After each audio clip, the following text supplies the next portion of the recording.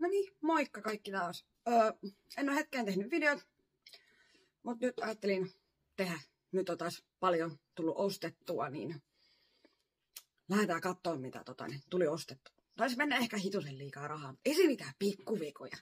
No niin, elikkäs tämmöiset armeijasukat. Älkää välittäkö sit, jos mun ääni kuulostaa jännä. Mulla on ääni vähän lähdössä, että kuuluu semmoiselta kineeltä tai jotenkin. Tosiaan, sukat. Sitten en nyt muista näytinkö viimeisessä, kun en muista missä, mutta siis tämmönen naamasuihke. Tekee hyvää iholle.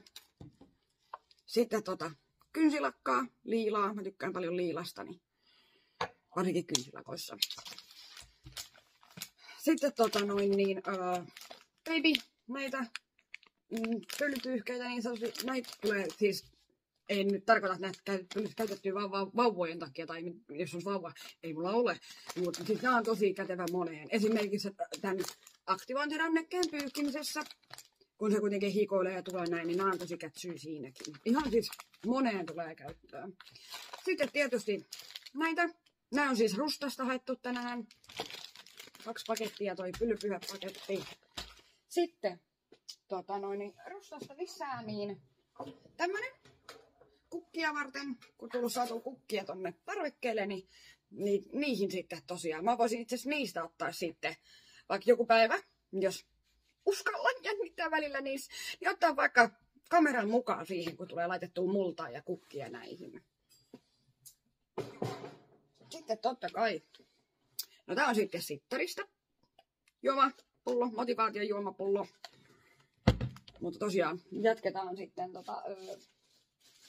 mietin, kun jatketaan rustakassia. Se on vähän isompi kassi. Eli muutama kukka. Tää on mikähän kukka tää oli, nyt en muista. Mutta näitä on 2. Keltainen ja valkoinen. Tää vähän parveketta saada kesän näköiseksi.